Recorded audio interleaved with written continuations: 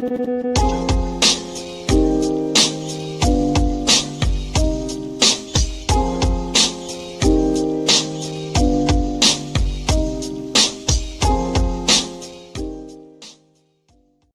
I was actually walking out here, somebody sent me a photo of a CNN headline about what happened in Minneapolis. And this is the headline. I'm just going to read it.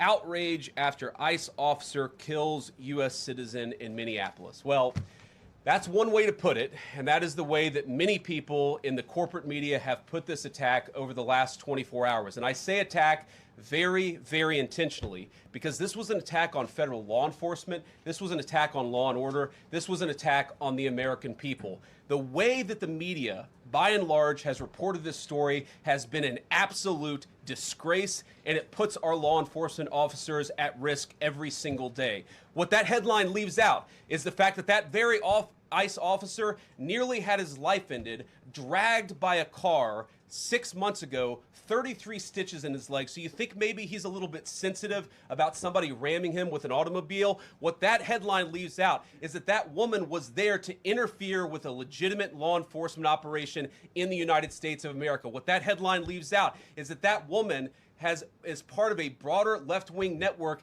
to attack, to dox, to assault, and to make it impossible for our ICE officers to do their job. If the media wants to tell the truth, they ought to tell the truth that a group of left-wing radicals have been working tirelessly, sometimes using domestic terror techniques to try to make it impossible for the President of the United States to do what the American people elected him to do, which is enforce our immigration laws. And there we go. There was another headline because I was on with Nate earlier, so he was showing little footage, and CNN put up a video, and of course they pre-frame it before saying tragic. What was it? Woman driving in her car shot by. Wow! I'm like, wow. Oh yeah, that's it. That's exactly it. She's just going down the road. Ooh, gonna get some groceries, and all of a sudden ICE goes shooting her down. I mean, come on. It is such bullshit how they pre-frame everything. It's ridiculous. But, well, I mean, to explain the physics of it, her new lesbian wife, who has a handy person company, not a handyman company, a handy person company, is framed by the Minnesota Star Tribune. She had 2 husbands, 3 kids. One just died. She switched sexes, became a lesbian and a poet, moved from Kansas City to be with the handy woman firm, where she is now a partner. But that being said, the wife was filming her all day, and what they did to physically explain for the people at home, they would drive ahead of ICE and then parallel park in front of them, blocking them, looping in front of them repeatedly for days. Apparently, the reason the car is T-boning the ICE cars is because she would cut in front, and when they approached, sped off. This is a game that's being played in LA, it's being played in Seattle, it's being played all across the country. The situation is it's a cat and mouse game. They've been ramming over 100 incidents of ramming of ICE agents, physically ramming them. This particular guy was dragged less than a year ago by another SUV. This is a technique they're using and attempting to speed off when blocking them. This guy who was the shooter was in front of the vehicle, and she rammed into him, and she lost her life by way of bullets, because it is a weapon. I think the courts have decided that a long time ago. But nevertheless, this technique of her wife filming her doing this was part of their so-called ICE Watch, which they invented. The press is already using it multiple times, but legal watch, or whatever the phrase is. Right. I've got footage of this, literally what you're describing. People keep saying it was body cam footage. This is not actually body cam footage from the ICE agent.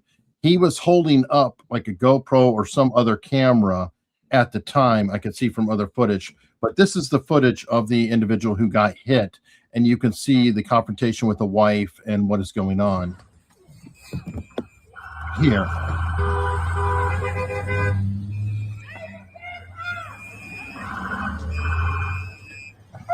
So they get out.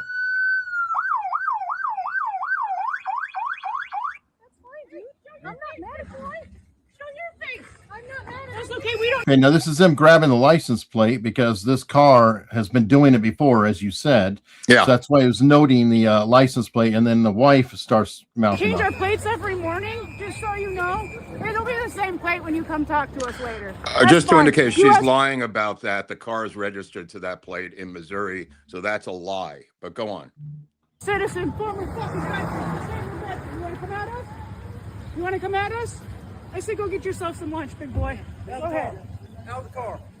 Get out of the fucking car. Okay, now it's going to go really quick, but remember, they're doing nothing. She's just so peaceful and everything. She's not taunting or aggravating or anything else while they've stopped all the traffic. They're just, peaceful. It's irrelevant. I mean, they're interfering with a federal arrest, federal investigation.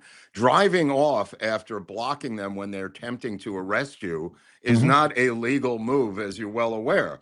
You're simply saying, get out of the car, you're under arrest. Driving away is evading arrest. That's resisting arrest. Once you've blocked them repeatedly in this somewhat coy attempt on their part to impede federal arrest, does not absolve you of your criminal wrongdoings. Right. Well, another argument they like to say is in the Justice Department guidance or whatever, you're not supposed to technically get in front of a car. But he got in front of the car when it was backing up, not like he was moving in front of a moving car. It's an important point. Well, just to add to that, he on the side, he was dragged for over 150 feet on the side of the car this particular year. So front or side or back, it's not really relevant where you physically are to this loaded 2-ton weapon that this woman is driving. Well, no question, but I'm trying to because I spent a couple hours as somebody, shall we say, arguing the other side of it vociferously and moving the goalposts constantly in the debate, which is very frustrating. So I'm just pointing out little pieces. See, boom, backed up, now coming at him. Now, what is he supposed to do? The car, first of all, the car is painful. moving vertically, backwards, forwards, sideways. Where is the front of a vehicle that's escaping from being arrested? I mean, you know what I mean? It's not like it's parked and someone's pulling out of a parked spot and then you hit the guy. This is an evading of an arrest, and she's maneuvering to get the car out onto the middle of the road to evade arrest. It's kind of cut and dry. Well, maybe even worse. Tim Pool did a breakdown showing that she turned into him, potentially to deliberately hit him. You could definitely see that. And what was frustrating earlier was somebody saying, "Oh, he might have gotten bumped by the car." I'm like, "Are you kidding? Are you kidding?" It's meaningless. It's meaningless. Come on. Yeah, they're just desperate.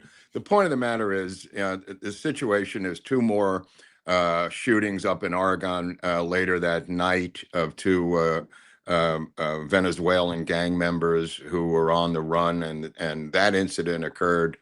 Most of this is because of the phony sanctuary city laws that they've passed, preventing law enforcement from stopping citizens from interfering in federal arrests.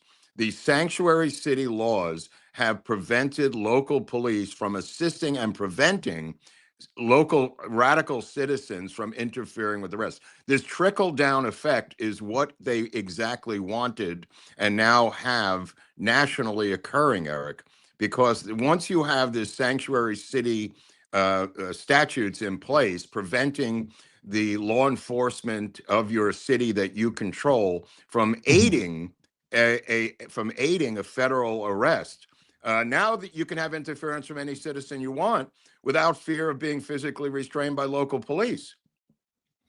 Yeah. In other words, in a perfectly normal world, Minnesota police, Minneapolis police would have made that stop, made that arrest, and cleared the way for them to leave or proceed or to encounter the bad guys that they're looking for. That being said, and we've discussed this on this channel before, what do you do without local police? We've talked about bringing in the Marines. They did that in LA. We've talked about bringing in bringing in local National Guard. That's been done. I mean, what is your alternative if local police stand down?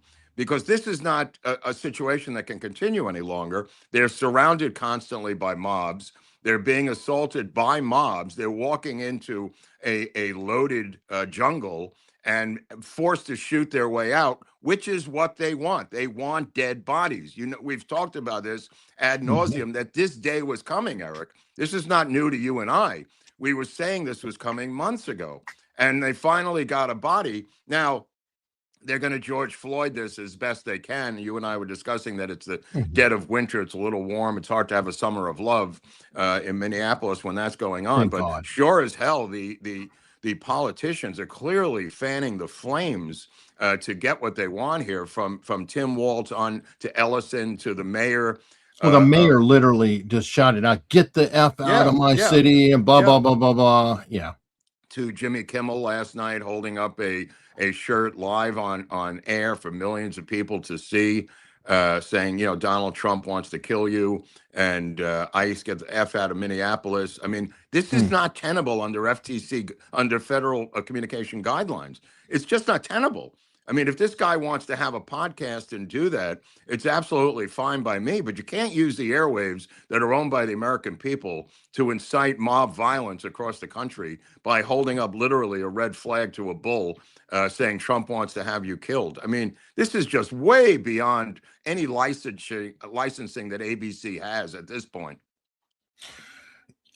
Yes, I actually think that this would give Brendan Carr more of a reason to pull than the remarks about Charlie Kirk, which technically he didn't. The affiliates said, you know, screw you, but he did kind of put his thumb on the scale a little bit. Let me tell you something. The soft hand approach by ICE and the Trump administration, they have blood on their hands as well. Their lack of aggression in this area led to this day. They're taking the kid gloves, pushing these people away without being super aggressive. I knew this day was coming because of their permissive style of doing this. They needed to crush these people from day one. This is now, lesbian mothers are now getting shot because they weren't aggressive enough to begin with. And this is just my take on it. I've said this before. They needed to not let this get to the point where anybody could do what they were doing yesterday and get away with it. They've gotten away with everything because they basically have orders to stand down in terms of local people harassing them.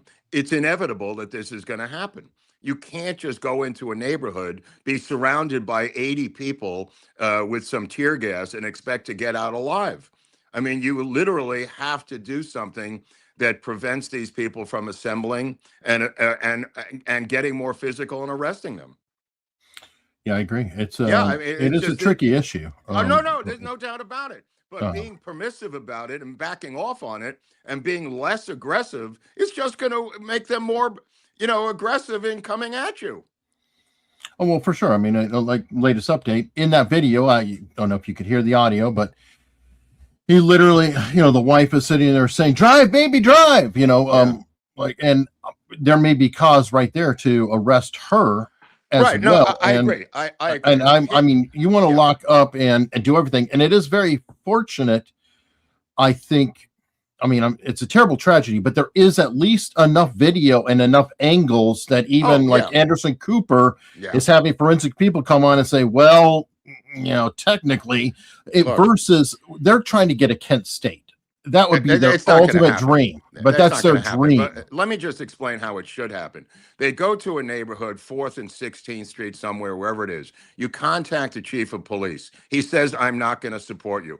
Good. We're coming to take you down. You have to arrest the chiefs of police. Yes. You contact them. You don't do it after the fact. You literally contact them, email, text message, phone. You tell Chief of Police Johnson in Minneapolis, in Lima, Ohio, in Des Moines, Iowa, we're going to be at 16th Street in Ferguson at 1 p.m. We expect your men to be there, support us.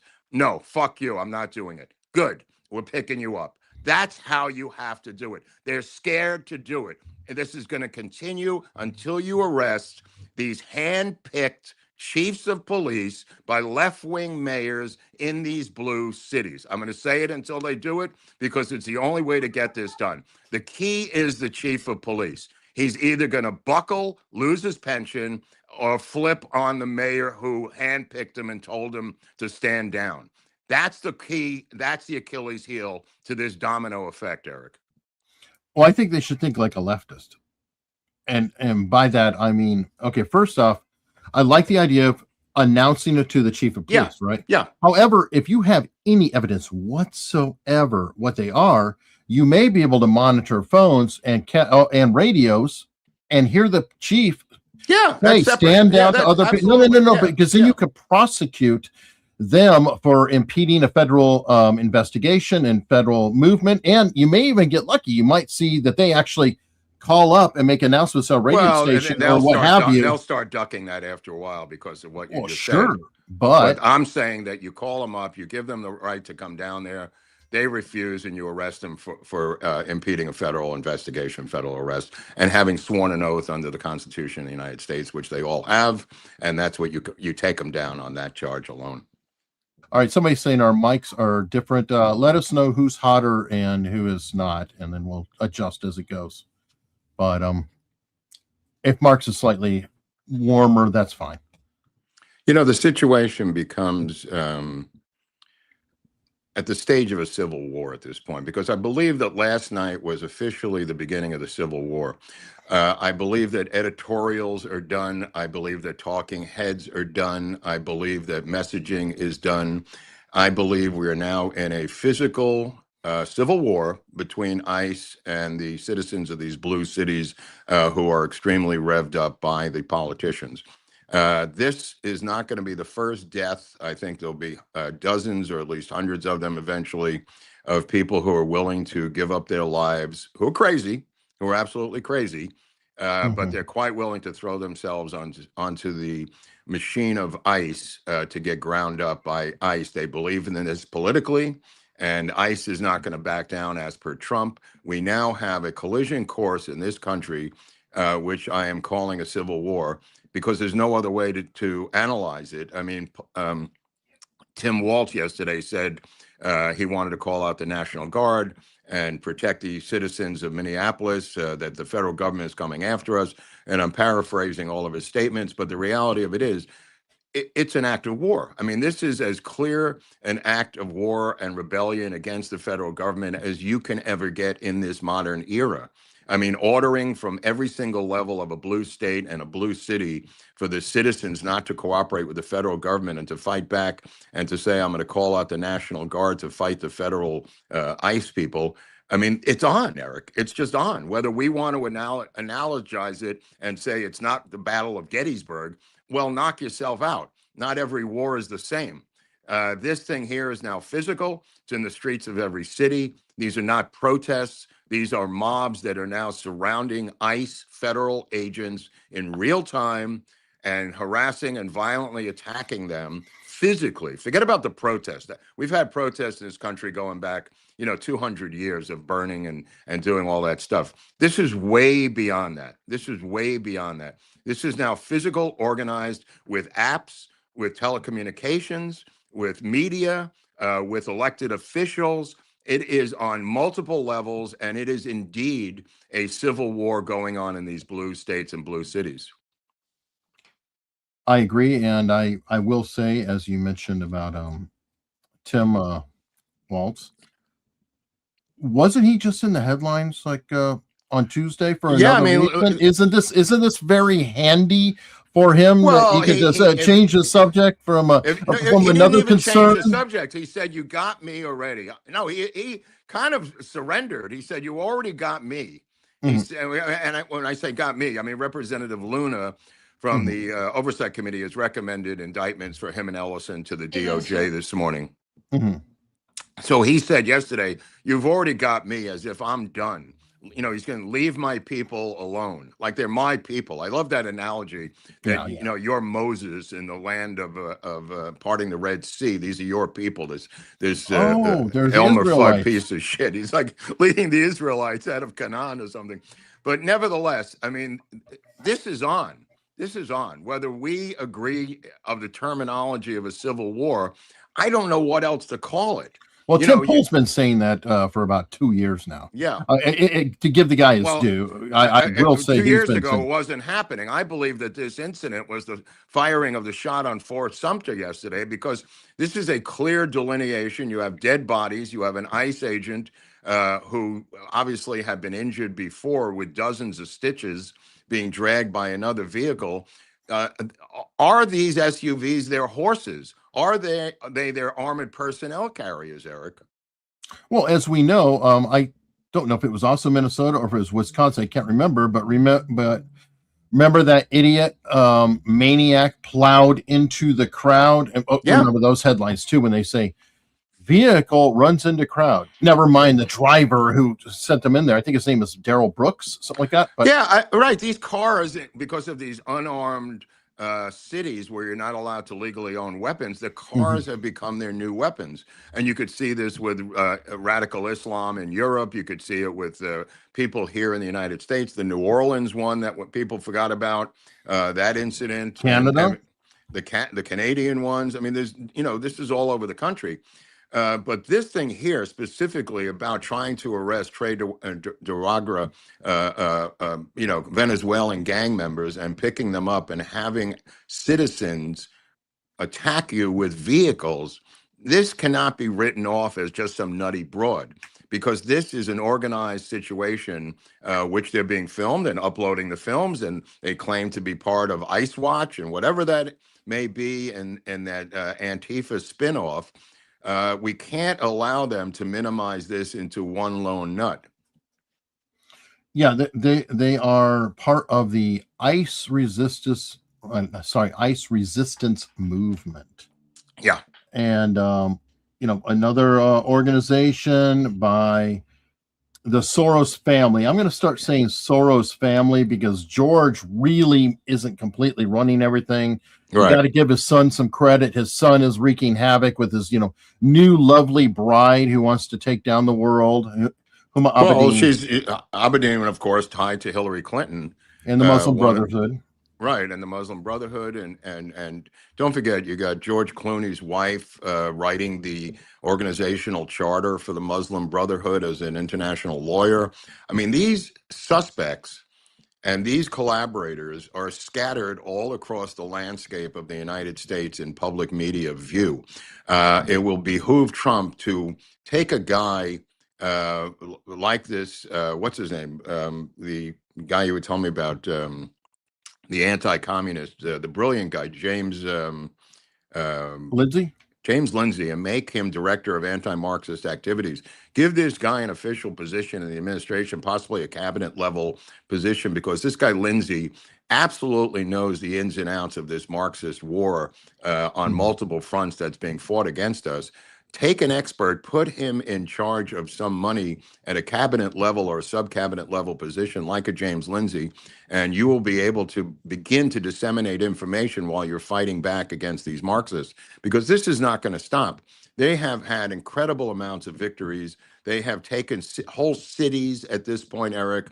They are now declaring by these sanctuary laws that these are separate nation states. I mean, think about what they're saying, Hunley. They're saying, you can't come in here, ICE. We have a separate nation state. Now, Trump's not buckling, but the point of the matter is, until you begin to physically take down hundreds of people and gas them and physically tase them and move them out to protect ICE, this is just going to repeat itself over and over and over again. And we talked about coming in there with a platoon of Marines.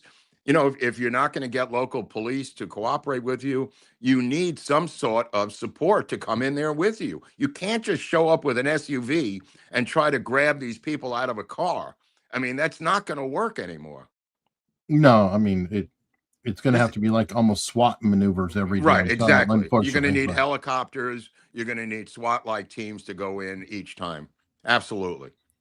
And that's by design too. So even if you have to escalate to that, then they're going to get technically another body. Bro. It is and it slows it down because when you have to do that much infrastructure, you can't get as many people to deport them. That's what they want. Exactly. They want to slow this down any way possible. These are their voters. They opened the borders up in an infiltration to take over the country. They allowed in 8 to 15 million people in an infiltration. And now the counter-revolution is on, led by the Trump administration, to remove every single one of them. The estimates now are about 2.9 million self-deporting and about 700,000 arrests through ICE. So you're basically into a 3 million person mark at this point, 11 months into the Trump administration and 12 months in. It's not a bad first year, but he's not going to stop. And they're all hiding behind enemy lines. I hate to say this, inside of blue urban areas. And it could be churches, it could be schools, wherever you want to call it. Either you do this or you don't do it. Doing it half-ass is a victory for them. You either go in full bore or forget the entire project. But everyone elected this guy to do this one thing, Eric. And he is doing it. Yeah. In fairness, he is doing it. Yeah. There's other moves that are being made, like Basant announced that they're locking down any money going out of Minnesota at the moment. Right. To Somalia, etc. So that's another hit. I think that, tackling it like 20 different directions. And again, you need to nail the employers, to the wall. Oh, yeah. Catch them. Also, but the fraud money was in other words, the fraud money was part of forget the employers, because there were no employers. I know that. That's one part. I'm talking about other parts, Right. No, I agree. Yeah. But I'm saying what we've stumbled onto in the fraud in Minnesota was this self-employment money being siphoned from the federal government to have this phony self-employment with these phony medical centers and these phony daycare centers all over the country. That's separate from having the chicken factory in Iowa, where you have all these illegal employees. I think we're way past that now, and we've stumbled into a world that nobody knew existed at this level of fraud, Eric. True. But again, that's just another piece. And I'm just talking about piece after piece. Well, they're literally talking about, hold on. Go ahead. They're literally creating a new position in the DOJ specifically to go after fraud, which I think is kind of redundant, because the FBI goes after fraud, period. But whatever. So Harmeet Dillon, I think it's a somebody at her level, or under her, that is specifically for going after fraud. Fine, I'm saying just go after fraud again. No. I don't mind that. That's why I'm saying also there should be a position for a guy like James Lindsay within the administration to delineate and explain the Marxist maneuvers nationally of how they're dealing with this, because it's very confusing to the average American what their goal is. What are they trying to achieve, Eric? You know what I mean? Okay, we understand the Marxist takeover of the school system. We get it. But this guy, Lindsay, knows exactly how this thing works, how we got here, and how we could possibly get out of it. I think we need a guy like him in the administration. And if not him, I mean, he might be busy. So the guy who did the Romanian video. Right. There's plenty of people from Eastern Europe, that we could probably hire in to say, as an advisor, okay, here's the path. Here's what's going on.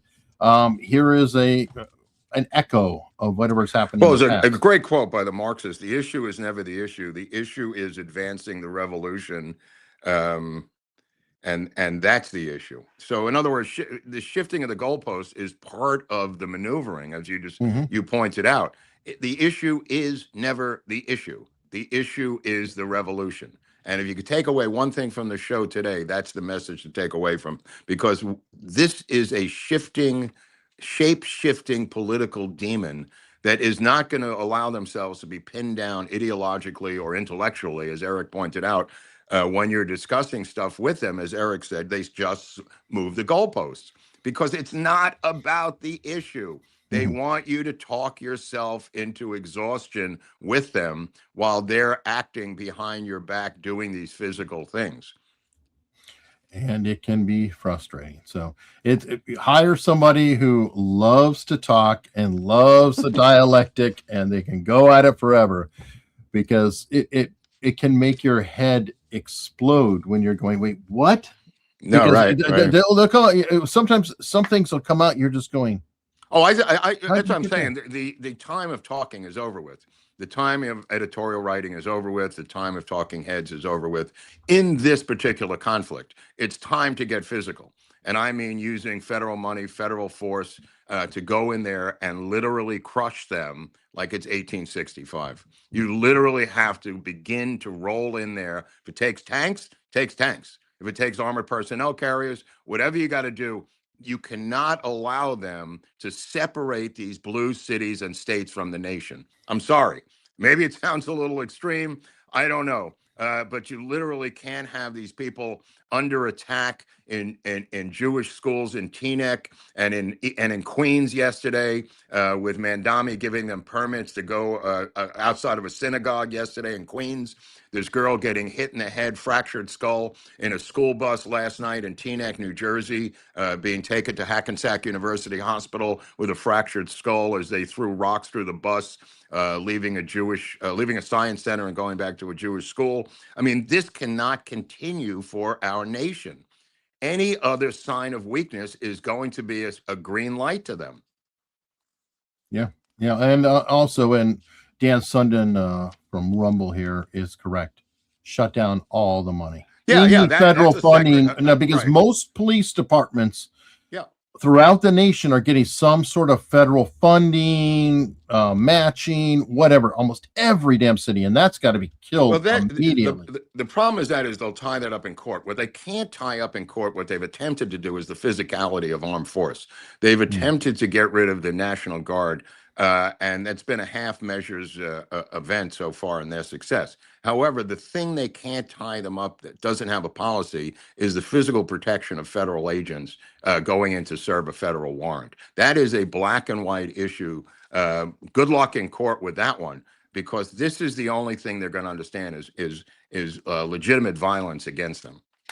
No, unfortunately, they'll have great luck in court with their local judges. You're going to have to get a couple appeals. Yeah, okay, that's fine. That's fine. So that's by frustrating the way, too. Speaking of subpoenas and the Oversight Committee, the Clintons are an inch away from being cited with contempt of Congress. I don't know if you've been following this, but they've been ducking repeated subpoenas from Luna and Comer from this Oversight Committee, specifically Comer, the chairman of the committee. I don't know how long, or if Comer has the balls to pull the trigger. Again, a lot of this is just about the chutzpah or the cojones to actually do your job. Will they be cited with contempt of Congress for dodging subpoenas? I mean, it's a kind of open and shut case.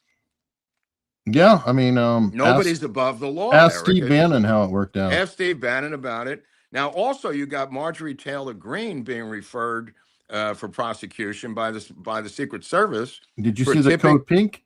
Yeah, tipping off Code Pink as to the restaurant that Donald Trump was going to eat in as a security threat.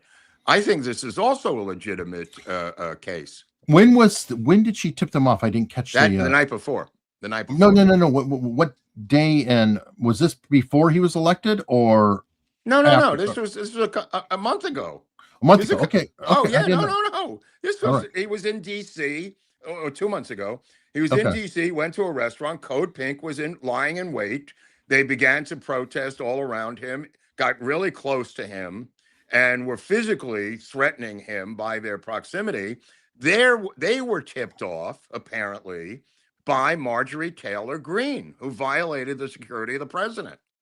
Right. So that's even worse. That's why I asked if it was before he was elected or not, because she's snaky enough. I could have seen what they might have found that she did even before he was reelected.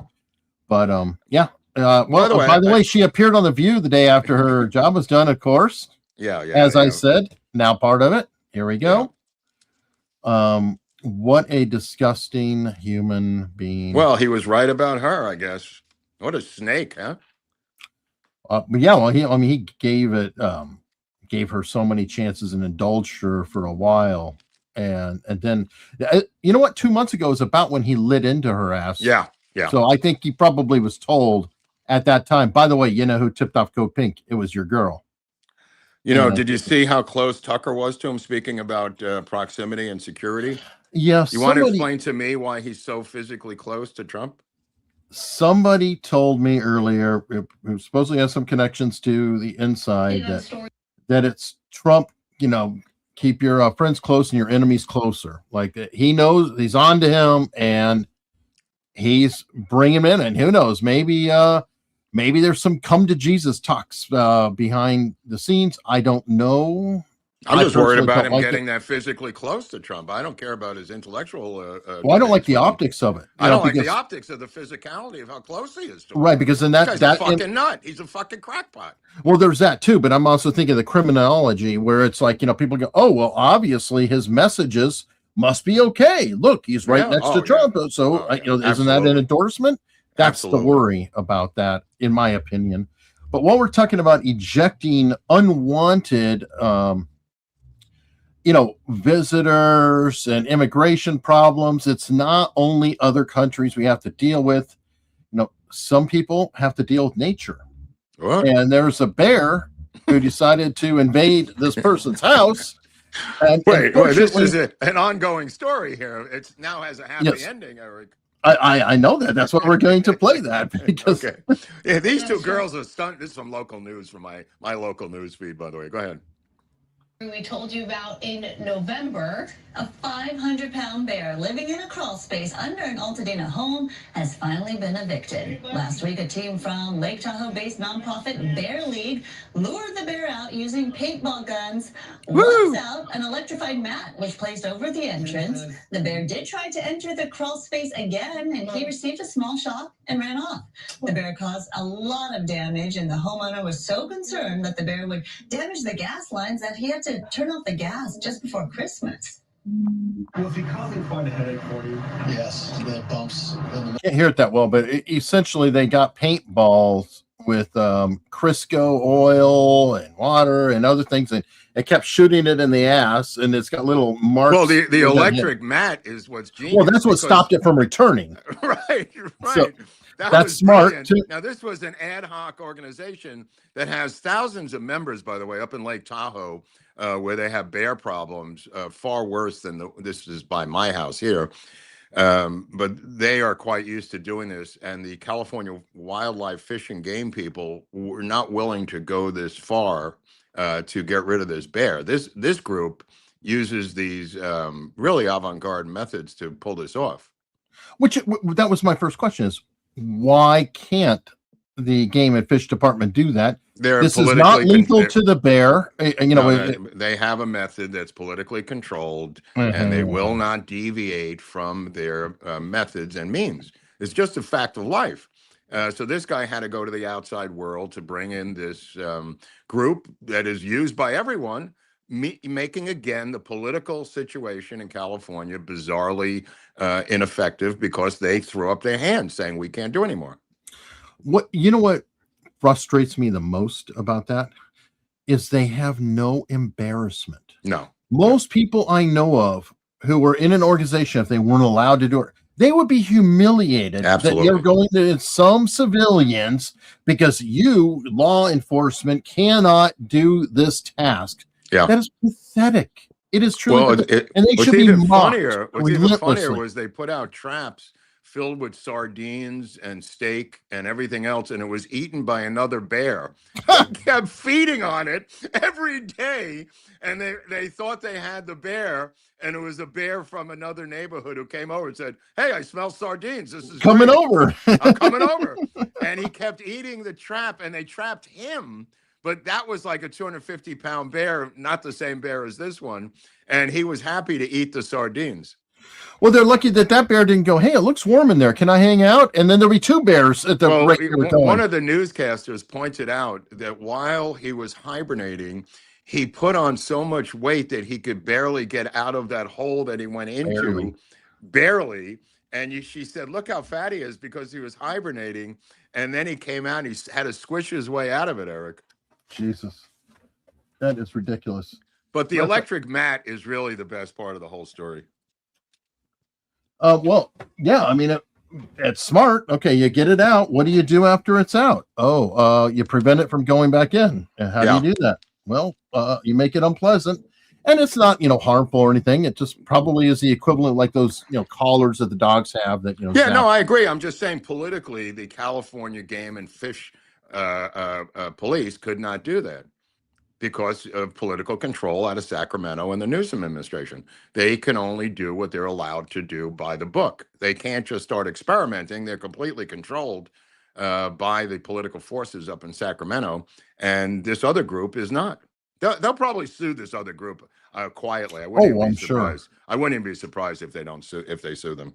Yeah, no good deed goes unpunished. Yeah, for sure. All right. Well, you were talking about Altadena, so how about this story? Altadena is still pretty pissed off about. Yeah, they had another concert yesterday to raise money because that money didn't do anything. The original money. It's now been a year. And the really odd thing in this storyline, it's a African American community in Altadena. It's a working class community, and they, because of this color of their skin, they have to get noticed by the LA Times. That's a federal law. So because these black people are out there protesting, this is now becoming awkward for Karen Bass, who happens to be the same color as them. And this is now a squishy situation, as you could see by this photo op right here. They're putting these black people out in front, rightfully so. They lost their homes and no homes have been built. Every couple of weeks, they have another photo op where they're saying they're building a home. It never gets built, and it's just a bullshit story. But the reality of it is it's been 1 year and nothing has happened. From what I understand, that's not true. One home got built. Yeah, right? yeah. Yeah, that is true. That is true. So that is true. It was 100% growth over the year, Mark. It went from 0 to 1. Oh my God. Well, there's one. I'll think of an example. There's stories every night on this, but one particular story last night. There's a home that survived, but it's just filled with toxins, and it's into the wood and into the furniture. You can't just wash it out. They brought in people to test for it, and they can't sell the home. They can't live. They're living in it.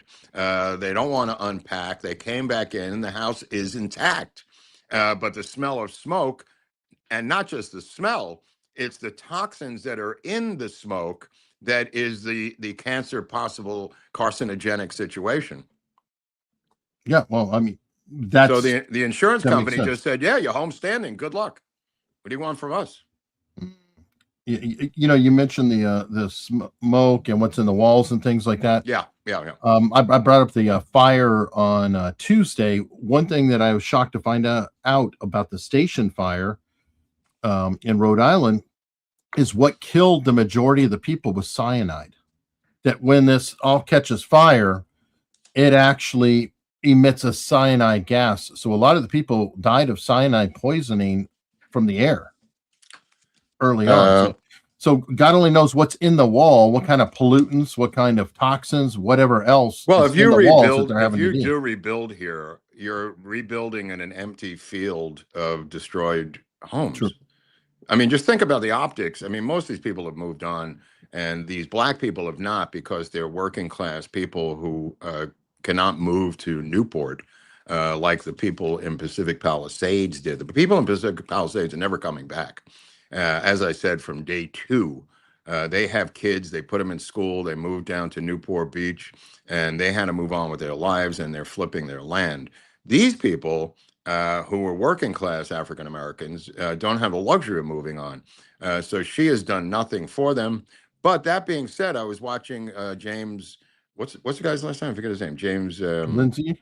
James Lindsay, and he was talking about the election with Caruso versus Bass, and it wasn't his story, but it's been told many times.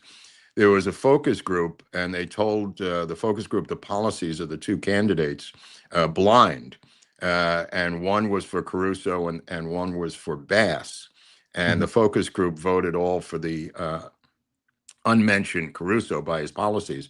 It was then revealed that the other one, whose policies they did not agree with, was black and a black woman, and all of them switched their votes in the focus groups. Of course. Yeah. Of course. I mean, wow. And yeah, that's the sad part, is nobody really learns. They don't. Not only do they not learn, I mean, they're voting against their own political, socio-economic, and social interests, and are quite willing to do it because of the color of someone's skin. It's just absolutely a psychological minefield of just crazy Manchurian candidate type MK Ultra thinking. I mean, I don't know how do you explain it. They tell you the policies of this person. They go, I'm for all those policies. I'm against that. It's then revealed the color of their skin. Could have been the color of their hair. What difference does it make? And they all switched.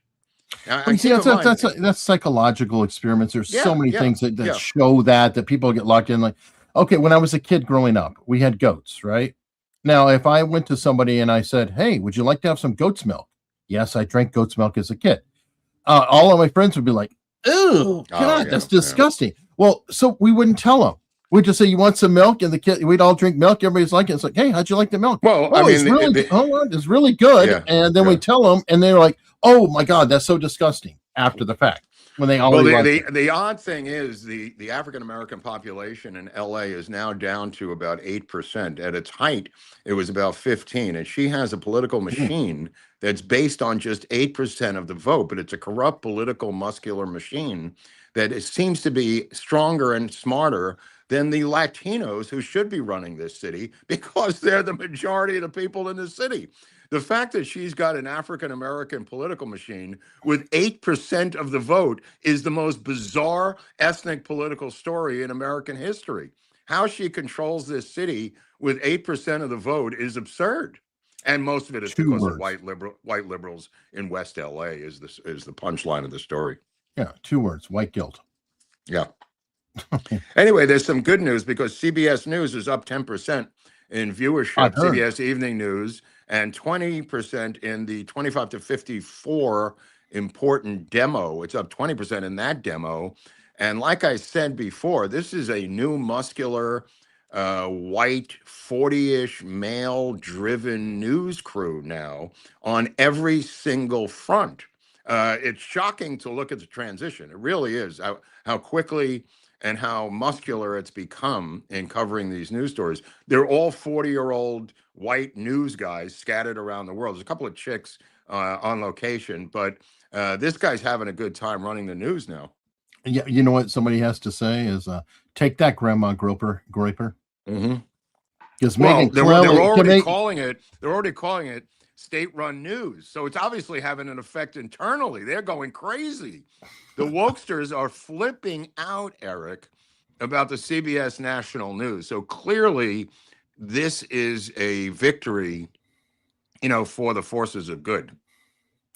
No, I agree. What I was saying is that Grandma Groiper, Megyn Kelly, was just lambasting and saying, "Oh, it's all bullshit. They can't do that. They have no ability."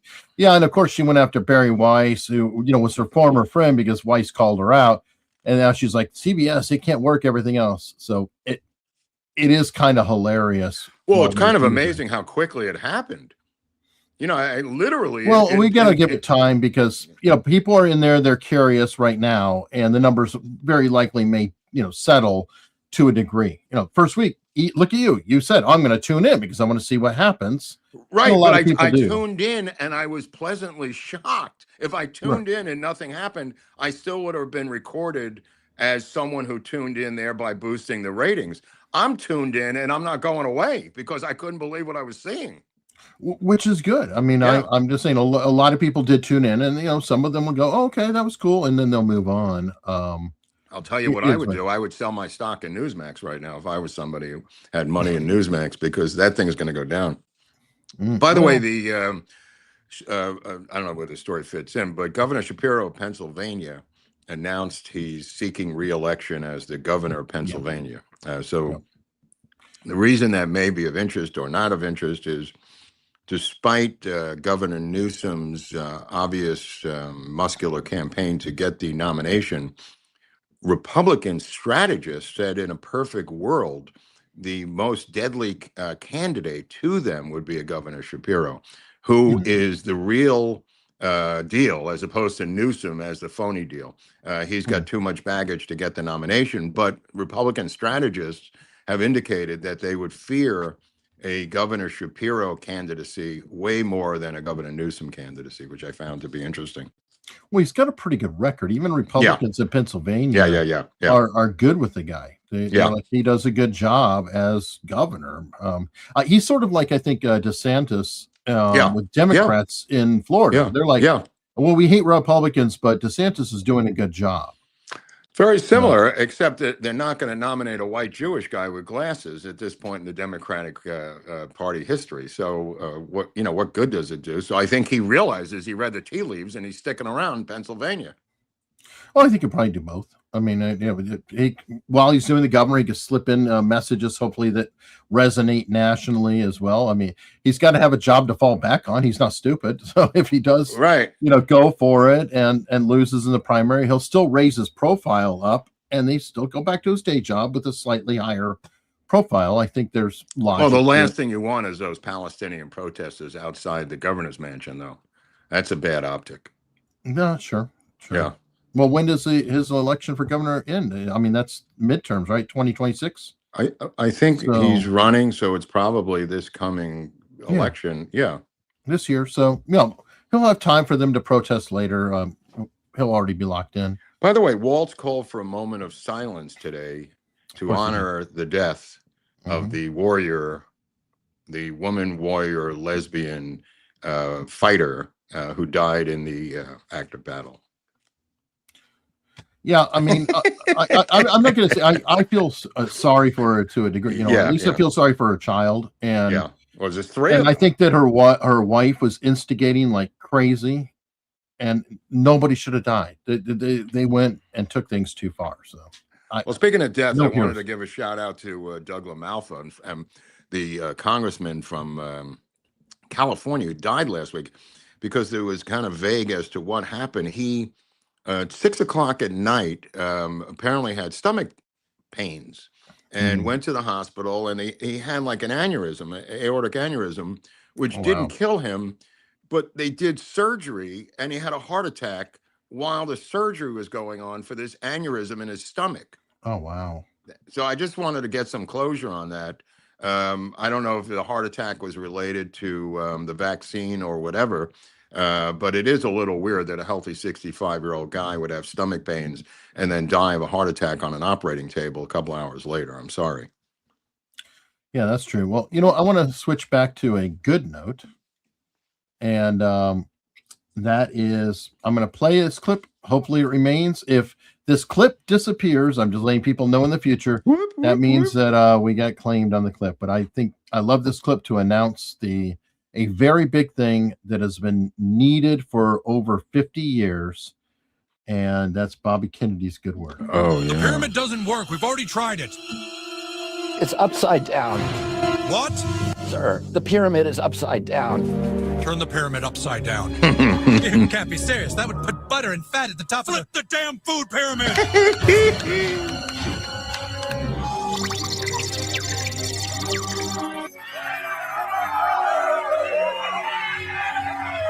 Get the president on the phone. Tell him to have some steak with his body. The pyramid doesn't work. Anyway, it's brilliant, absolutely brilliant, absolutely brilliant. This pyramid thing is just driving them insane. The fact that he's cutting off candy to food stamp people and sugary soft drinks and sodas driving them insane. It's an administration operating, like I said before, on so many multiple levels compared to the first Trump administration.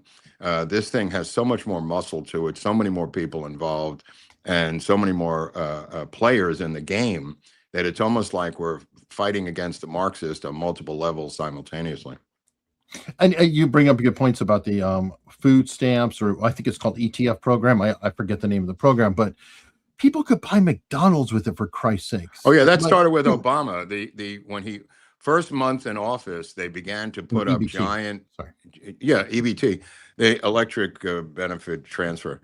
As soon as he got into office, they immediately expanded the EBT area of food to fast foods. And in LA, the giant chicken places had huge signs, and I mean signs that may have been 12 feet high in their windows saying EBT benefits, welcome here. And people started marching in with their food stamps and buying Popeye's fried chicken, McDonald's, and the other fast food items, which is still legal here in LA right now as I speak. Which, again, I mean, is so horrible in many ways. It's not only the nutritional problems, It's the It's the cost. overcharging. It's the cost. Yeah. It's the cost. Yes. I mean, if you think about it, what I can't even keep up anymore. Was it 2 people at McDonald's is like $20 now? I Two go people, to $20. I don't know what planet you're living on. It's more like $40. okay, well, I don't know what it is, but I will just speak for myself that I can Yeah. go to Kroger and buy an 8-pack of burgers for under $10. That's 8 burgers for under $10. I could buy buns for like $1.50, $2. Which you There we think you'd go. have And now time to do being unemployed, but nevertheless. Yeah, you have lots. There you go. You have lots of time to grill too. To cook. Yeah. Yeah. I mean, good Well, God. they're just screaming like stuck pigs out here because they do not want to be told what they can and cannot buy. If they had their druthers, a lot of them sell the benefits online. When you get to the checkout, I don't know if people realize what goes on. You will go to the checkout for your food, and someone with the benefits will come up to you and are willing to, have you pay for their stuff and give you a break on how much your stuff is using their benefits. Using their benefit. In other words, you have $100 worth of stuff. They're willing to give you $120 worth of benefits if you will get them cigarettes and liquor. So it's like all of a sudden you're just trying to pay for your food and get out. You're now in some marketplace of ideas here, while you're trying to pay for your food and get out. Well, that's a new variant of a food stamp change, which growing up, I know. You would buy a nickel piece of gum with a $1 food stamp, and there's 95 cents. You buy another one, and now you got enough to get towards a pack of cigarettes or whatever back in the day. The EBT helped with that, so now I guess they found a way around that, saying, well, kind of like the old kid that you go, hey, mister, can you buy us some beer? We'll give you $20 if you buy us a 6-pack.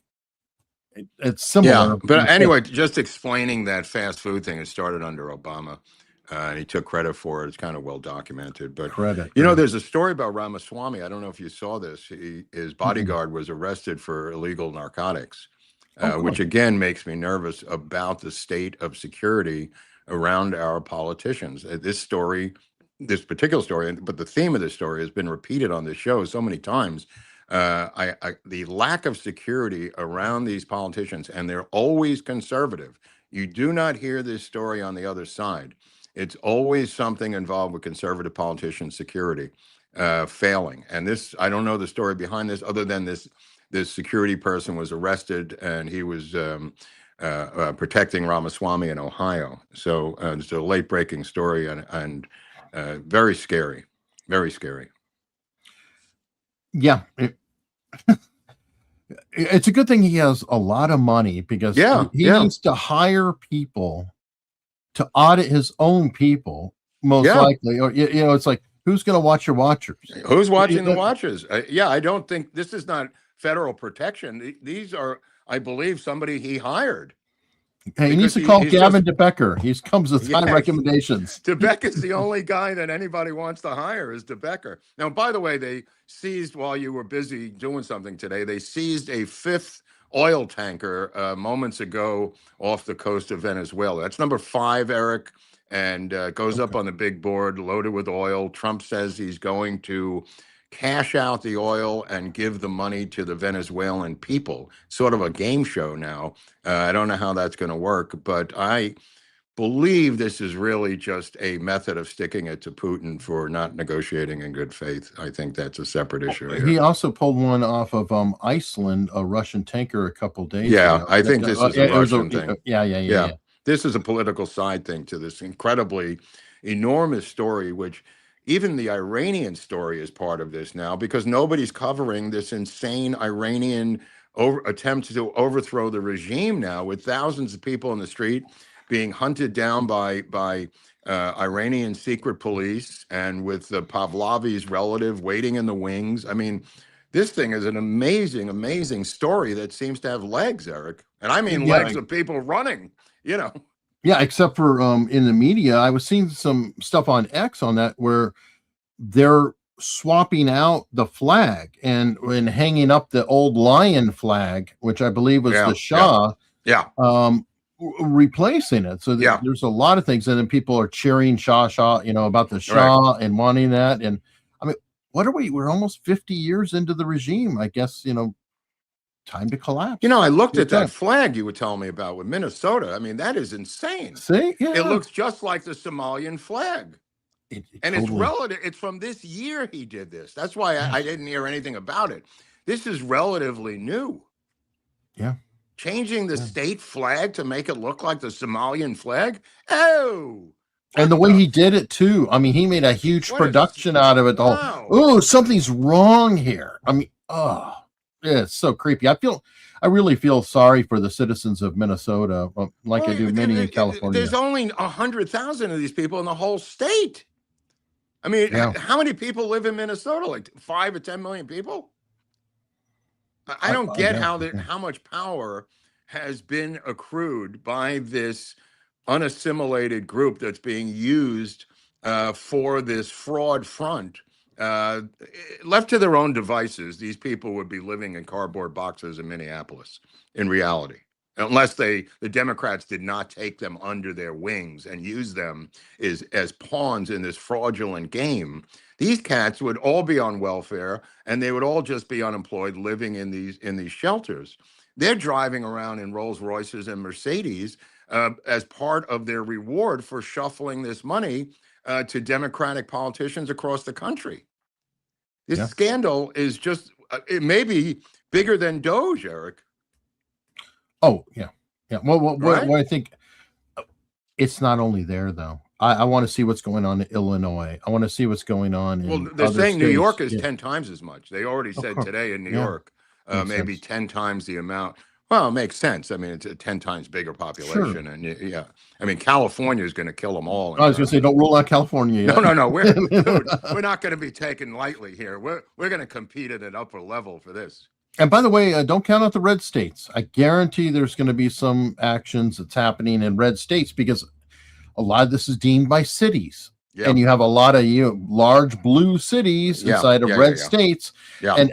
And the left always likes to quote, they always like to talk about, ooh, well, look at the intensive crime in a particular red state. Never mind that all of the crime is in the 2 large cities that are run by Democrats. And 2 neighborhoods within the 2 cities. Exactly. Right. So, now, what do you hear about Greenland? I hear he's offering X amount of money per citizen at this point, Trump. He had like a number he put out, like $1 million per citizen, just a mathematical formula. That'd be actually not that expensive. There's 100,000 people there. He put out 5 million per citizen, or maybe somebody heard the number, $1 million or 2 or 3 or 4 million per citizen as a mathematical reference point. Not that they would get that money. You know, talking about buying the vote. That would be funny. Well, it's not. That was not to give them the money. That was to come up with a price to purchase the whole place. Not sure. Don't be confused by that. It wasn't that he was giving them that money. It was a mathematical formula to come up with a price to buy Greenland. I mean, because where do you go to find out the price of Greenland? You know, Polymarket? I mean, where do you find out this price?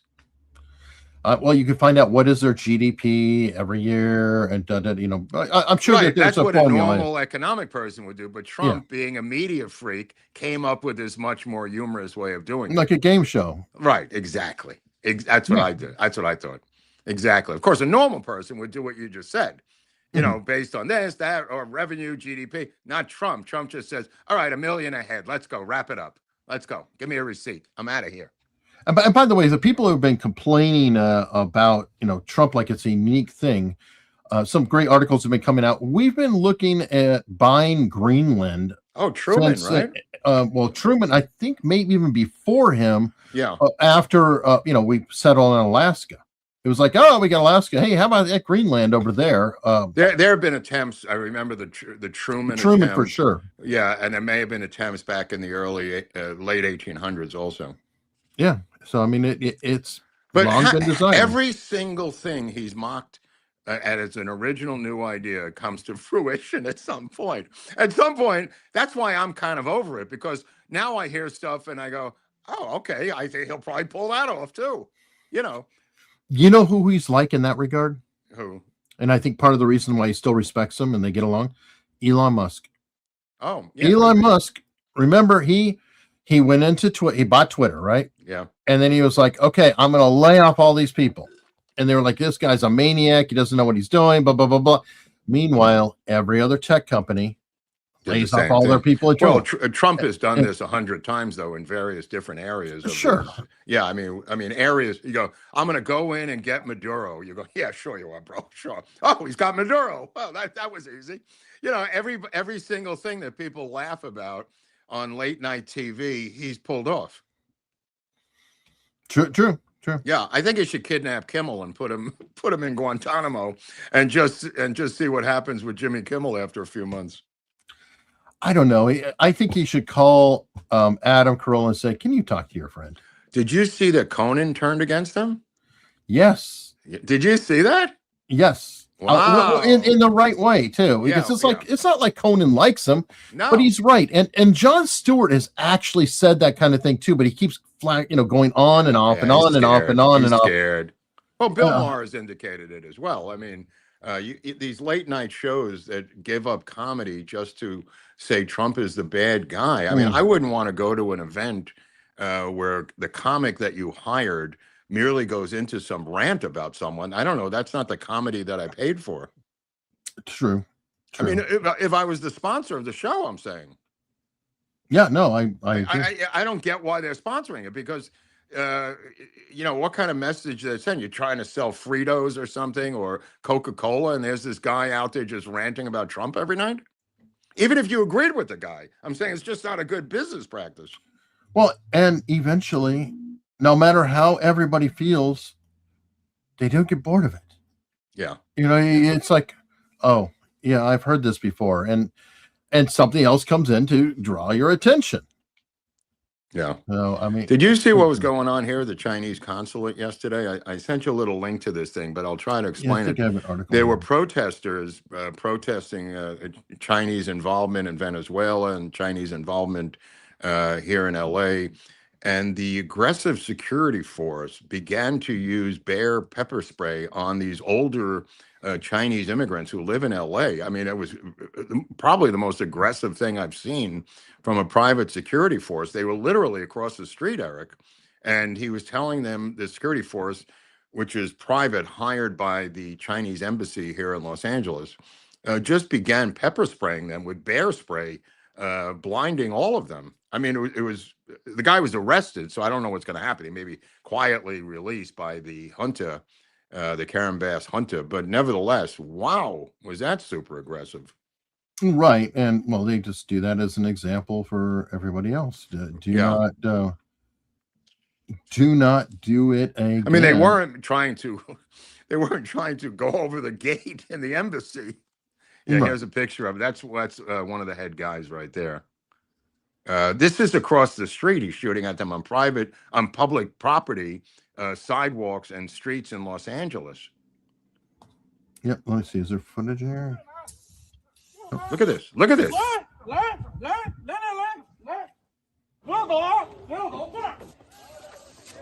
He's out in the middle of the street here, Eric. Yeah, he is. Yeah, you can be arrested for that. He should be arrested for that, actually. Because that car is an LAPD SUV right there. Yeah, and I'm doing sure this in front of LAPD. He was arrested. Okay, well, he should be just deported immediately, I guess, because the problem is that they've got diplomatic immunity. Half these people working there, right. Which is a frustrating situation. But at least get his ass out of there. Well, I think he was following orders, but I could be wrong. Oh, I'm sure he was. Right. Now, we got to give a shout out to the late guest, Robert Tannenbaum, who passed away. Yes. Yes, a friend of the show. Robert Tannenbaum was the chief homicide prosecutor in New York under Hogan for many years, and later became the deputy chief counsel to the House Select Committee on Assassinations. He was kind of teetering. I know he had some cognitive issues even when we had him on the show. I know him as the mayor of Beverly Hills, which he was for a number of years, but also a great novelist. He wrote a number of books, Corruption of Blood, one of them. He quit the campaign. He quit the House Select Committee when they turned off the finances to his investigation with Dick Sprague. They both resigned. And there's an episode that Eric and I did with him, also with Robert Groden, who was part of it. And I think Tannenbaum might have done a video presentation at Lancer this year, if I'm not mistaken. I don't know. Yeah, I don't remember if he did that. I think he was on the scheduled schedule to do it. Yeah.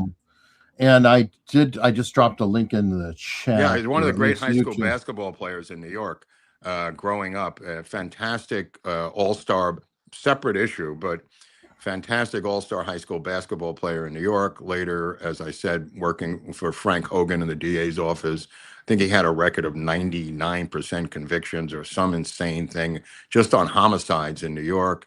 And then moved out here and became mayor of Beverly Hills, of all things.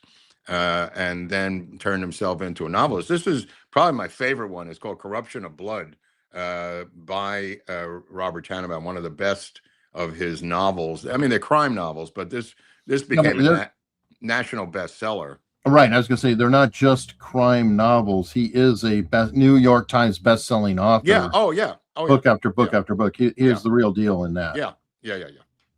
I think it was... Did he have a series? I think he might have even had a series of characters. He had a bunch of novels. It was I know when we ran into him, because you're in the Kennedy thing more than I am, but I was like, oh, I've seen his name, on displays at the bookstore and things like that. Yeah. So I mean, his daughter announced it yesterday, but he was starting to teeter months ago, I think. Well, when you go, you go. I mean, it is. It's crazy how that works too, because I know, poor Robert Groden has been struggling with his health for a while, and fortunately he seems to be doing well. Yeah, he's a tough dog. He's a tough dog, but so was Tannenbaum. Tannenbaum was a big guy. Like I said, one of the great high school basketball players in New York, which is really not mentioned because he's so related to the JFK House Assassination Committee folklore. But there was, even as a prosecutor in New York, he was unbelievable. He was too big for the room, and I think they got afraid of him and pulled a financial plug on him in Sprague. Yeah. Quick follow-up on a story that we covered, and you did an emergency episode on Nick Reiner. Apparently, Nick Reiner doesn't understand why he's in jail, believes the arrest is a conspiracy, according to a report. And his lawyer, this is where it gets really interesting, his lawyer, Alan Jackson, who is extremely high-powered and all that, abruptly quit on January 7th, according to Phil Holloway and folks like him. Nick's got no money, because you got no money, you don't get Alan Jackson. Much bigger story than that. I can't get into it right now, but it's a much bigger story than that. Okay. I don't want to say anything. It would take me a while to explain it, but it's bigger. It's bigger than just that. All right. Well, I do know he has a public defender now. And she's not that pretty long. good. She's been around for a long time as a black woman, and she has done a lot of high-profile cases. By the way, she's not Alan Jackson, but as good as public defenders are, she is the #1 public defender in LA. Well, in fairness, in a city like LA or in New York, she gets more work than Alan Jackson. Well, no, I was going to say, I have a feeling that in New York, LA, Miami, there are some public defenders who are probably incredible. Simply because of being used so many times. And they know the judges. They may try 100 times many cases as the top level guys simply because of being there.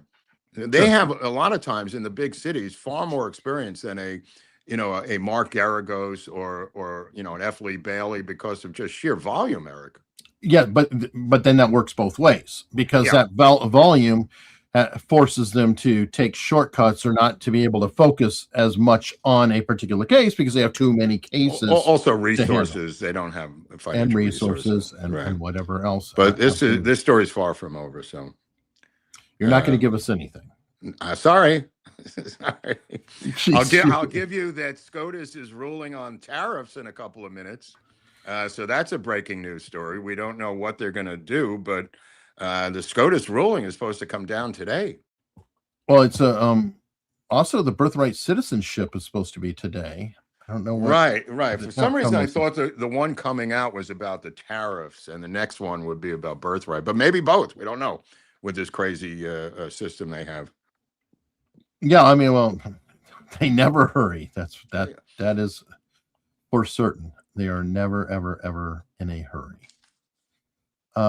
Let me see. What do we have in here? Sent a bunch of other stories. What is this Popeye story you sent me? It's the guy named Popeye who looks like Popeye. Yeah, he does. I mean, show a picture of the guy, and you'd say, "Oh no, he definitely does." I've read that Popeye was based on somebody like this. Look at this guy. Does this guy look like Popeye or what? Yes. Well, his name was Popeye, so I don't know. I thought it was kind of funny. Yeah, well, I believe that that I've read before that a Popeye the character was based on a person who, you know, maybe it was based on this. It might be this guy, greatest Popeye episode ever, as everyone knows who followed Popeye.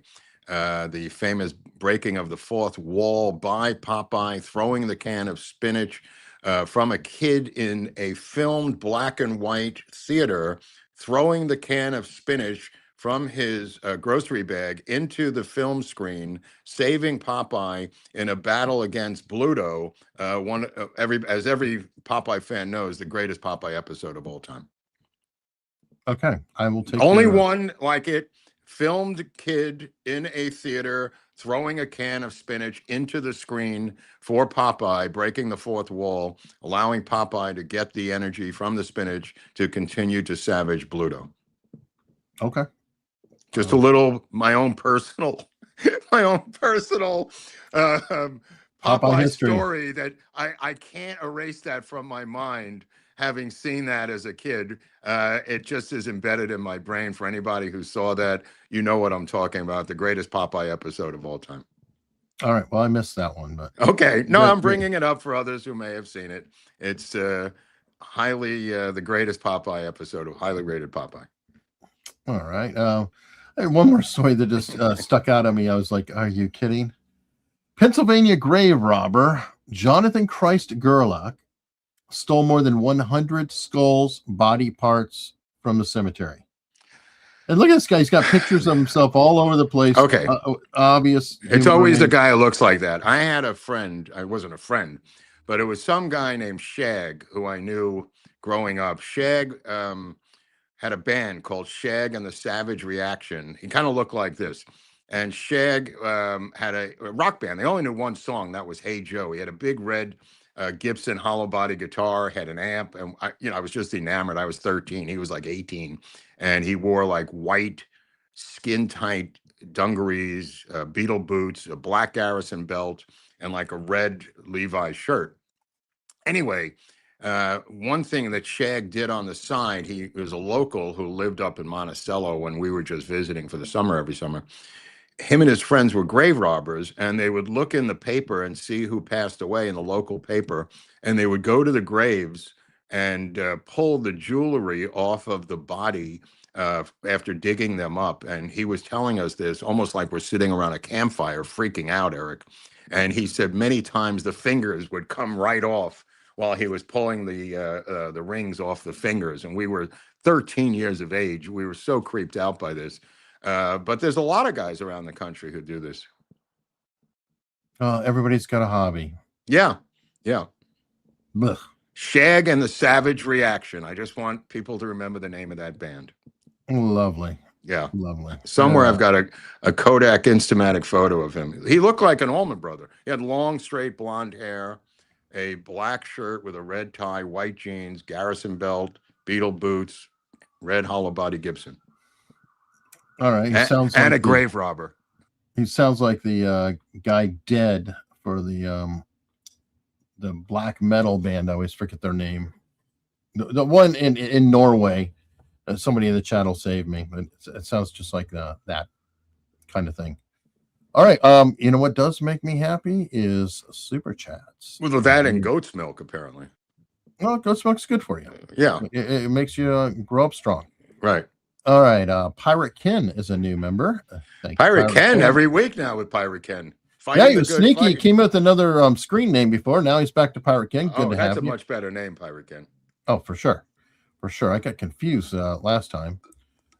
Newport Marina is a new member. That's where people fled when they fled Pacific Palisades. They went to the Newport Marina, and then they enrolled their kids in Newport.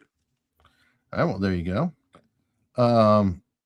We've got Pam has been a member for 27 months.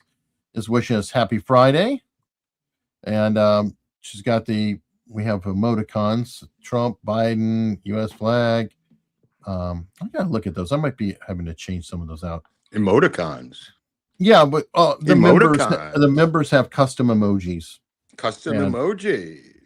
Bowman Nunn, 3737. Let's see. It starts with the sanctuary city bullshit. Yep. The courts need to bring it to an end now. Absolutely. But if they don't, you can't just wait around and honor some bullshit law that's not even a law. That's just some vote by a local city council, for that matter. None of that comes close to trumping federal law. You could say we're not allowed to eat meat in Los Angeles. Okay, now what do? You made the city council resolution against meat. At some point it's just preposterous. Yeah, well, there's a. But he's right he's absolutely correct about that. It starts with the sanctuary statutes, and I hate to say the word law because it gives it too much gravity. Yeah, Wellesley 72 said, Mark, thank you for that explanation. I don't know which explanation that might be. Yeah, I explained a lot of stuff even for myself today. So I don't even know what I've explained to anybody. Most of the stuff is for me. So if you join in and figure it out, that's good for both of us. But I think we are in a civil war at this point. And again, obviously comparing it to the American First Civil War is not really relevant. But there's nothing else I could possibly call this. This is beyond protest at this point. Well, the American Civil War wasn't always a hot war. Right. No, I agree. Right. There was bleeding Kansas, and there's, there's really like 20 plus years of build up that, just kept going. But we've now moved into the death numbers. We've now moved into people dying. So that's why it's a different story now. Yeah, which is really, really, really sad. Let's see here. Stephen Harper, 2562, or Stephen Harpold. Harpold. Thank you, Stephen. Or Stephen Harp, who's old. I don't know which. It could be an old harp. Looks like we got Al Gonzalez. 1809. I don't know what's significant about 1809, but something happened in the year 1809. I'm guessing. The oath to the Constitution that every cop takes is the key to this entire dilemma. Yep. As Mark says, it must be impressed on these chiefs who defy federal enforcement. Yeah, I've talked to Al about this. It's absolutely correct. The key Achilles heel to this operation is both the chiefs of police and also the oath that they took to the Constitution. That is both the legal and the physical way to end this thing. And the pressure has to be applied. It could be, obviously through satellite eavesdropping that Eric's talking about, but I think being upfront and texting them and emailing them and calling them saying we're going to be at 18th and Longfellow is really a way to start. And then have his response to be a non-response or whatever bullshit story he wants to come up with to build a case against them and begin to take down these chiefs. You take down 2 or 3 of these chiefs, they're all going to fucking buckle, bro. Well, you're going to have to. And I'm saying to do the extra because I'm like, lock them up for 10, 15 years. Yeah, I guarantee that will get attention. I don't care to about go that. From the head cop to... you take down 2 or 3 of these chiefs of police, again, these people they're appointed by these Marxist mayors and Marxist leaders in these blue cities. I believe they shouldn't be allowed to be appointed. I believe you should grow by natural growth within the police department. What happens is every time there's a new mayor, the person who is up for the job of chief of police is overridden by the new mayor who handpicks someone. How do they handpick them? And Al knows this. They'll call in 10 of them. Are you willing to do my bidding? No, get out. Are you willing to do my bidding? No, get out. Are you willing to do my bidding? Yes, you're the new chief of police. We can't have that any longer. You can't control a 5,000 to 10,000 man army to support your political positions in urban blue cities any longer. They've abused the power. They've abused it, and that has to be stopped. If there's somebody who's the chief of police, when you come into the mayor's office, that's the chief of police. You can't just swap it out to get somebody who's going to be your muscle. I mean, it's absurd in this day and age, Eric. Well, that's why I like, well, first off, the DAs are elected separately for a reason. Yeah. Because the DA could prosecute a mayor. I also like the direct election of sheriffs. And it has been proven that the sheriffs tend to be less corrupt in the system. Not always. There's corruption everywhere. And then I told you about the third way, which was Michigan. One of the lawyers I was talking to said that they actually have a council, like a chief's council. And these people may be appointed or they're elected, and then they select the chief. Yeah. From internal, but it's not directly the mayor. Yeah. It's just got to stop. It's the Achilles heel of their power, and it's got to end. You can't just get elected in a low turnout election and inherit a 10,000 man army as a bonus. I mean, it's just absurd. It's absurd. Yeah, well, unfortunately, that's where it is. Tractor guy, diffuse. You see, I was around during Nam. Not a single city told their cops to stand down. Just protesting often got you arrested by local police. Remember the siege of Chicago? Tractor guy. Yeah. Yeah. I mean, back then you were arrested and you made bail. Or you didn't make bail. You went for a judge, whatever the system allowed. But now these arrests you're immediately released. If you look at Seattle, that poor police force has been completely decimated. These arrests are completely phony. They don't even go on your record. You're released within 24 hours. There's no consequences. There's no consequences, Eric. Yeah, I agree. Oh, we got a Rumble rant here. What? Other side of the mountain, 2025. Are you going to have to change your name because it's a new year? Do you guys think that the troubles in Minnesota are going to elevate Royce White's campaign for Senate? In Minnesota? I don't know. I haven't followed is he either. a candidate for Senate in Minnesota or something? I'm guessing. I'm not aware of who he is because I don't know the local politics there that well.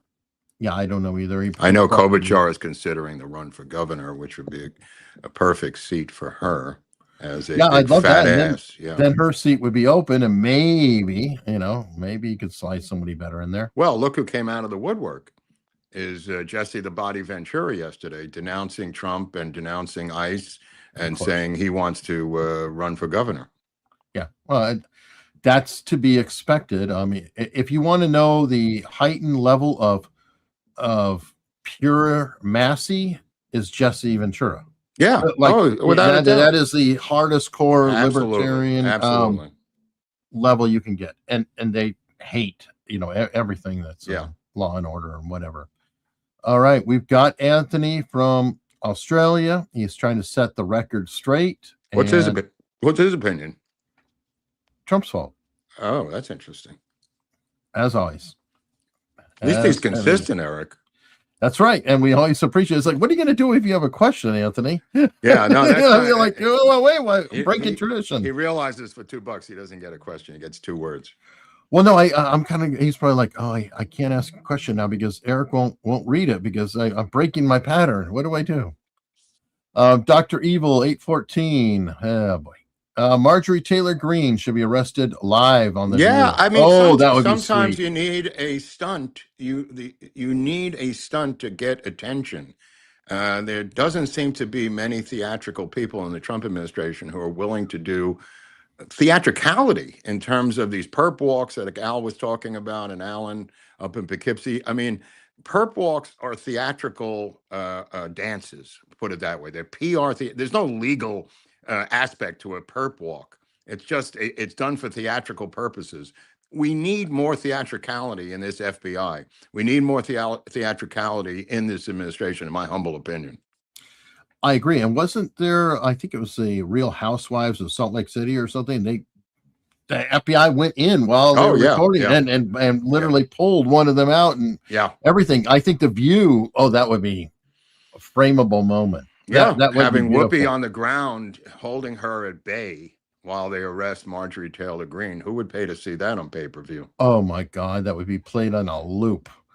And ABC wants ratings. Here's your ratings. Here's your ratings, bro.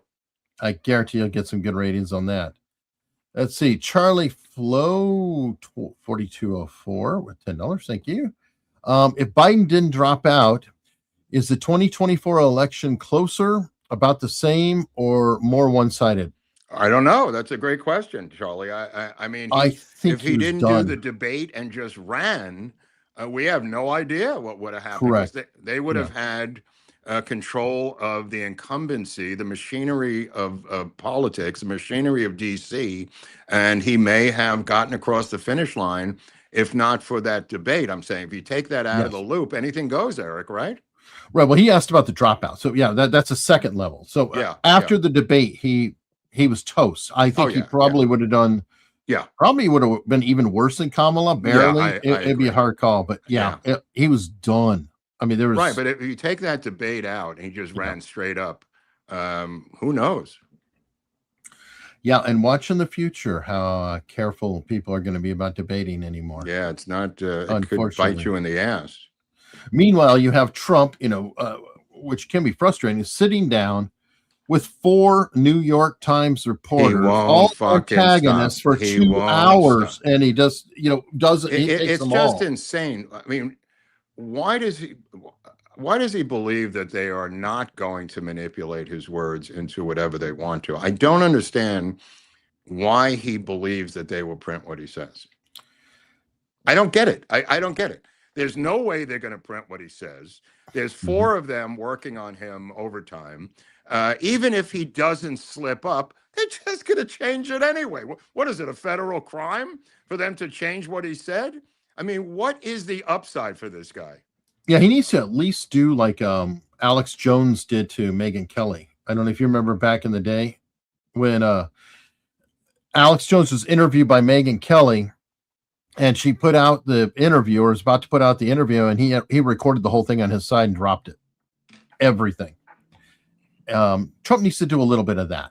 Right, but why bother doing it if that's what you have to do? I mean, who gives a shit what the New York Times readers thinks? You think they're going to change? Oh, look, Trump. I know that's insane thinking.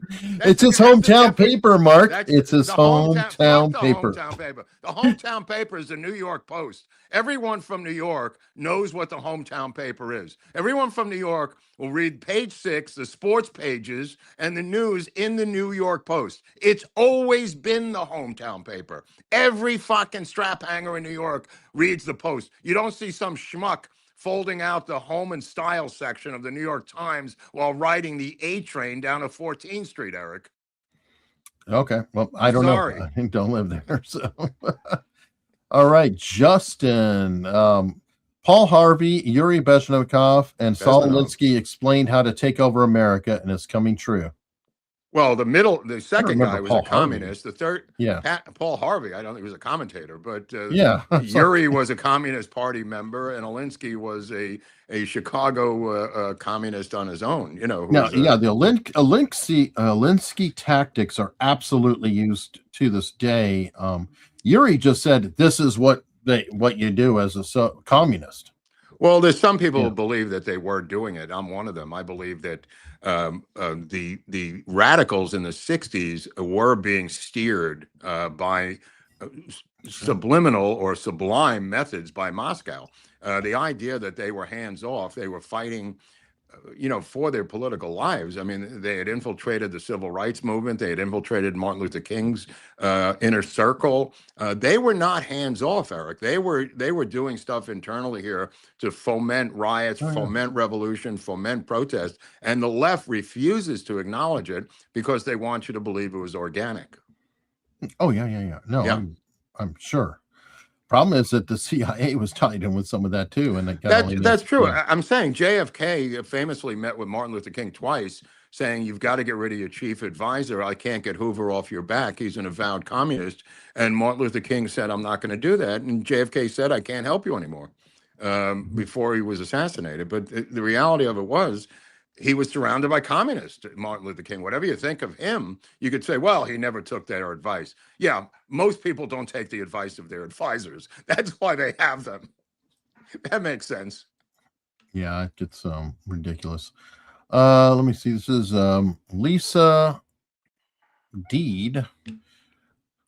What is the question? Do you Right, know the no, origin of the? Do you know the origin of the legal observer? No, all of a that's what, sudden, Lisa, that's why I said it was a joke, because all of a sudden they made this out to be some official position in the state of Minnesota, that you're a legal observer of ICE, as if it's a paid job or something. It's preposterous. They're trying to, what they're trying to do, which is really interesting, and they do this in every case, they take these incredible cases of distortion, these people's actual personal lives, and they funnel them through their editorial enigma machine to try to come out with a rational person on the other end. In other words, she had 2 husbands. She's got these kids. She's a poet, a professional poet. She's now a partner in a handyman's concern with another lesbian woman who's her wife. How do you take that?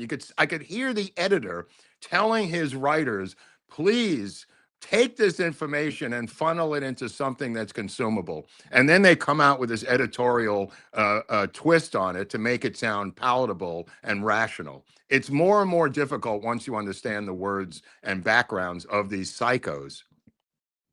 yeah. I mean, never. That's one thing that the laughter communists definitely do anyway. Is they go for language, changing the meaning and words, I'm and saying making up titles. And, they really have their troubles, because these people who are doing these things are now coming from such insane backgrounds that you really got to tip your hat to them to try to take their lives and put them into a couple of paragraphs of sanity. They really got their work cut out for them now. Yeah, amazing. Somebody said to me last night, she's a poet. How much does that pay? Tell me where that job. She's a poet. I go, yeah. What does she work for, the United States Poet Society? What does that even fucking mean? She's a professional poet. Well, again, Mark, she's just a driver. She was the wheel woman in a just getaway. Driving around. Yeah. Just driving around.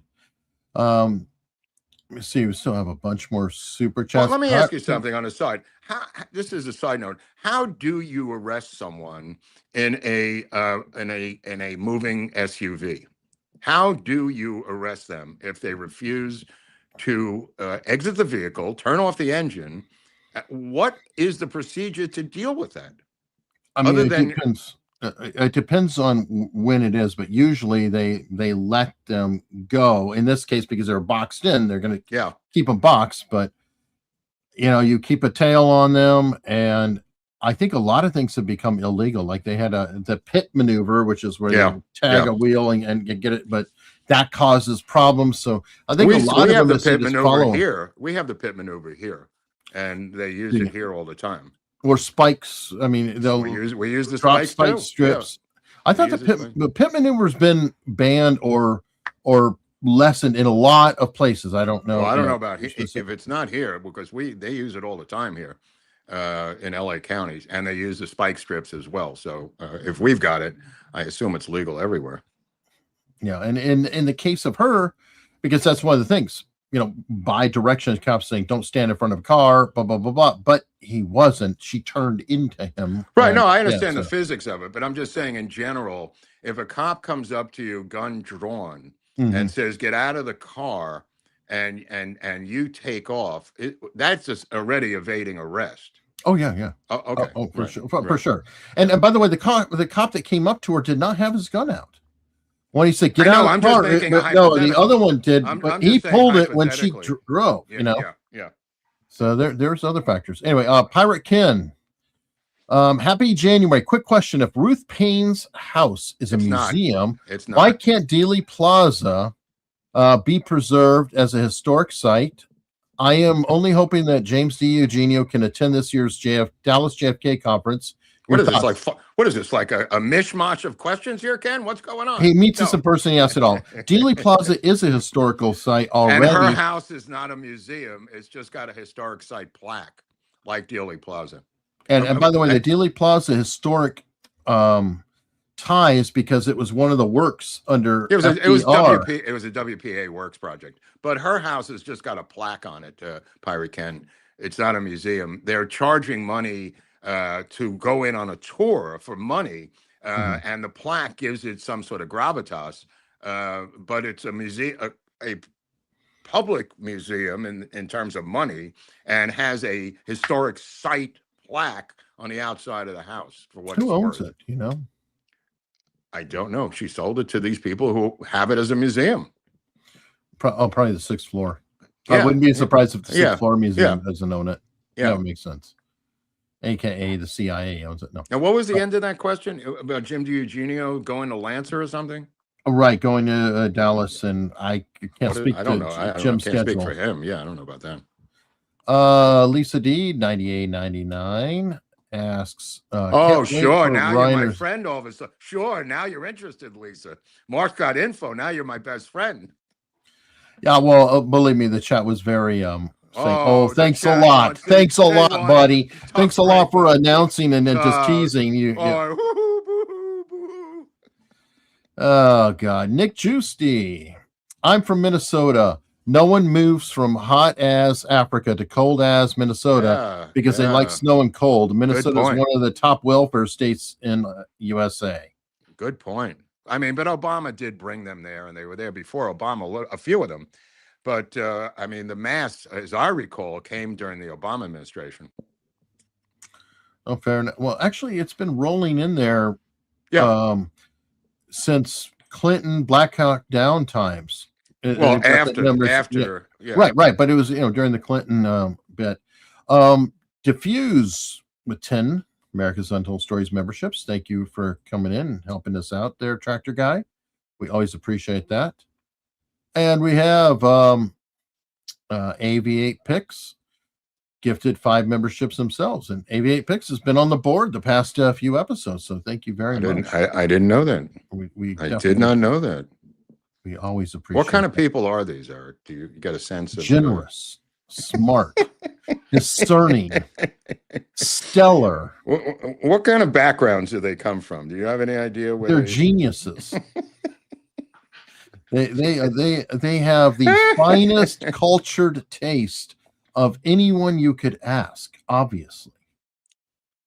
Was Tucker there because of J.D. Vance's son getting him a press pass? I don't know. Just my guess. But remember, Don Jr.'s locked in with Tucker and, I'm saying and owns the organization, somebody, so he could have been there from Don Jr. too. Right. So I mean, I've never seen a guy take more flack and be closer to the president physically 2 minutes later than this incident. Well, and it is crazy because the closest I could think of is Elon Musk, but at least he has a checkbook. Elon Musk is going to fund every single exactly re-election. So, I don't care what Elon Musk does privately. Right. Tucker looks like, there's some photos of Tucker that looks like he's aged about 25 years, Eric. Have you seen some of these photos? Yeah, you shared one earlier, and he looks like Bill Gates. I don't know. The way his head it just looked. Oh, but yeah, what was it? I think Dave Rubin, shared the one that you sent me. There's one where he looks extremely gaunt, and it looks like he's been abusing some substances. I'm just saying, allegedly, based on the appearance of that photo, I was shocked. Yeah. It's rough. We'll see. Maybe he's out in the sun in Qatar so much. The sun is doing sun damage to him, but holy crap, does he look like he's been shredded. It's all. But I mean, coke and alcohol will do that to you. I personally think it looks like microdosing and dabbing. But this photo here, come on, people, this is alcohol and cocaine at this point. He's unless he's got. I know he's pinching tobacco too between his gum and cheeks. So that's another substance. But I mean, he looks like he's got face cancer. Well, what I was saying is, if you look at like his neck and his weak jaw and the sweater choice and everything, he's got the Bill Gates look in a lot of ways. I don't see it, but I just see a guy shred. Oh, you're talking about the sweater shirt. Yeah, I'm just talking about the difference in his face in the span of a year. Holy cow! I mean, this guy is aged. But here, that was the response. Drugs are bad. Okay. Yeah, no, That's literally what you just said. I was yeah, just saying. yeah. No, I agree. But wow, what a picture! What a difference a couple of months make. Holy shit, this guy looks savaged and ravaged. Yep. Well, I'm telling you, the way out for him is the Betty Ford Clinic, and just check it out. Got to go and get some rehabilitation. Stacy Michaels is right. Does look Ozempic like. Could be Ozempic, but he wasn't overweight. No, not really. Dude, this guy was totally in great shape. Yeah, as far as I know. Well, Dave Rubin labeled this or wrote in the X post. Maybe Tucker is so focused on what he calls the globo homo because he's morphing into an elderly lesbian right before our eyes. I don't know what that means, but I'll take it. You know, I mean, Rubin's well, funny. It's a joke that he looks like a lesbian. If he had the glasses on, because Rachel Maddow, Mark Cuban, he doesn't have the glasses on, so I'm not going to go as quickly. I'm sticking with drugs and alcohol. Okay, I'm sticking. This is just backing me up even further, convincing me even more that that's what's going on. I didn't know this until I saw that photo today. All right. Let me see. Johnny Quest, 9358. They got their martyr now. The politicians are threatening ICE with arrest. It's like they are fighting to be the first political prisoner. Yeah, I mean, it's the opening salvo of a civil war. I mean, the martyr is, they had another martyr in Minnesota a number of years ago, and they milked that as long as they could. But this is a martyr in their current battle with the federal government. The times have changed a bit, though, because, George Floyd was so obviously a felon, everything else. Yeah. And it had legs. This does not have the legs of, 5 years ago. No, this would have been brutal, but even. The best part of it is the addition of the LGBTQ LMNOP addition to the story, because she was a white woman. If she was a white heterosexual woman, that would be a real drag on the story. But making her a dyke and with her other baggage now really helps the cause. Right, but as I was saying earlier, when you have even Anderson Cooper and others saying, well, it does look like a clean shoe. Oh, yeah. Come on, 5 years ago, there would have been no pushback. It would have been just suppressed. Well, I saw Mark Halperin. He refused to push back. He said, I see there's good people on both sides of this story. And some of his guests were completely outraged by Halperin's take on this yesterday. Okay, well, I didn't see his take. I was just shocked. He said, I see both sides of this. I don't know what the problem is. I could see it from their point of view and this point of view and that point of view. And, he did criticize the media for jumping on the bandwagon of declaring what their point of view was. But his own personal take was that he sees it both ways. And I'm going like, that's a weird take. Well, let's see if he still has the same take now that more footage has come in. Right. You can let us know on Monday. Right. Hello from St. Louis. This is who is this? Sorry. Taylor Pollock, 7405. Hello from St. Louis. Mark, will you be doing a Secret Life on Joan Rivers? Did you know her? Also, do either of you think Rubio could be a viable candidate for 2028? I don't think Vance has a chance. I'll say yes, and I did know her. Yes, and Eric can answer the other two. Oh, thanks. I think split it. Yeah. I think that Rubio has been a refreshing surprise. It's really saying something when there's a meme. When you become a meme about taking over every job in the world, and he's in on the joke too, because he put out a tweet saying, contrary to what people are saying, I am not going to be the coach of the Miami Dolphins. That was funny. That was funny. Which is smart. But being memed for such a thing is like the highest praise I can think imaginable. You're just saying this guy is so qualified, and so impressive that he's going to run this country, run this, do this, do this, do this. Absolutely, I think he could be if he chooses to. I think he's very smart to stay where he is. Also, keep in mind, a lot of people don't know this. The first person, I think it was 120 years, to be elected from vice president to president was George H.W. Bush. It had not happened for like 120 years prior to that. There It's had rare. been vice presidents becoming presidents, but that was due to the death of the president, Right. not any It's rare. It's election. very rare. You're right. It's very Now, rare. on the flip side, the first, I think, 4 or 5 presidents after Washington all were secretaries of state. Oh, that's interesting. Yeah. I'd have to get the exact number, so don't yell at me if I'm not exactly right. But Secretary of State was a better place technically to become president. Not only later. that, I mean, he's kind of hamstrung Vance, because he has to march to Trump's statements. Rubio has a lot more leeway to say what he wants to say, even though he's hamstrung as well. Sure. He can't really go off the reservation as a private citizen. But Vance really is sewn to the hip of Trump more than Rubio, I think. Yeah, I think so. And we'll have to see as we get closer, because it becomes tricky. Yeah. Like, one, is he going to serve out how many years as Secretary of State? He could do all 4. He could do 2. He could bail the last year. He could get out the last year. And then that would cause some conflicts. I think it'll be decided behind closed doors. If Trump approves, then you'll see him say it. But I think that he'll ask Trump privately before he does that kind of thing. Otherwise, it would just be self-deletion of a campaign. Whoa. Self-deletion, bro. Self-deletion. I can't say the other. Whoa. Nick Giusti.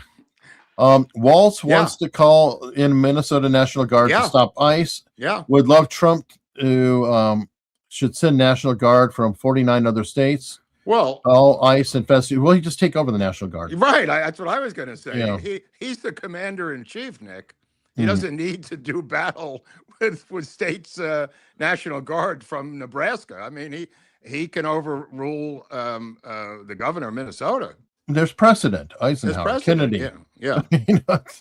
Yeah. I don't think. I mean, he does not have the right to do whatever he wants with that National Guard against federal officials and federal crime fighters. I mean, that's ridiculous. Oh yeah. Let's see. Justin with a bunch of letters. Paul Harvey did epic 1963 radio show broadcast about how he would take down America. It's a must listen. This is Paul Harvey. I haven't heard that, but that's cool. Please, share it with us on X or whatever. I'll happily spread that out. Paul Harvey. Or even better on Locals. Let's see. Nick Juicy, please like and subscribe. Do it. That's a perfect. Whoa. That is a perfect super chat to end on. By the way, Saturday tomorrow, 7:30 Eastern on Prime, Packers versus Bears. I'm only saying this because this game has been hidden, and you got to go to Amazon Prime to get this important wild card Central Division game. And I'm a Packer fan, so I got to remind myself. Okay. I got Post-its around the house going, because I can't TiVo it, so I got to watch this game in real time. Oh God, that's got to be a painful. huge pain in the ass. Tip of the hat to Jeff Bezos for buying this one stinking game. Well, I don't think Jeff did that. What was it? We have a mutual friend. I kind of appreciate it, though. He was saying he likes billionaires like Jeff Bezos. He doesn't like the ones who are social engineers like Bill Gates, where they're mucking with the world. Jeff Bezos is a good old traditional billionaire. He got the yacht, he's got the bride, and he just is out there. He's got the testosterone too, obviously. And he's just out partying away and having a good time. Away all day long with that needle. Which good on him, but he's at least not manipulating us. Yeah. Well, I wish this game was on CBS instead of Prime, but it's only one game. Plus, I got spring training tickets today to go down to your home state of Arizona, a little bit outside of Phoenix, a place called Camelback, in the middle of March. So I took care of that today. All right. Well, my annual trip to sunny Arizona will continue in the middle of March. Cool. Well, good news. We are going to wrap up here, but we're not done yet. What? We're going to Locals. Oh, you didn't tell me that. What is this? Some kind of a plot twist, Hunley? What are you trying to do to me? We're going to locals where people can join for free. They can hang out. There's still more conversation to be had and more to cover. So I hope you consider following us there. There's a link in the description wherever you are. Again, you can join for free or be a member for free. You'll get a lot of benefit. How many members do we have? You told me this a couple of weeks ago. I forget. We have over 20,000. What? There's Yeah, 20,000 people over there waiting for us? Well, at the moment, they're not standing by waiting. We have 210 that are standing by waiting, though, and I bet you that number is going to start trickling up. Once you go over there, sure. Yeah, that's 213. Yeah, no, people are coming. They're getting their pants on. You're saying and going over there. All right. Two could play at that game. So, well, we'll head over there and meet them at the place, and if not, well, we will see you. Oh, next Tuesday, right? Yeah, I forgot today's Friday.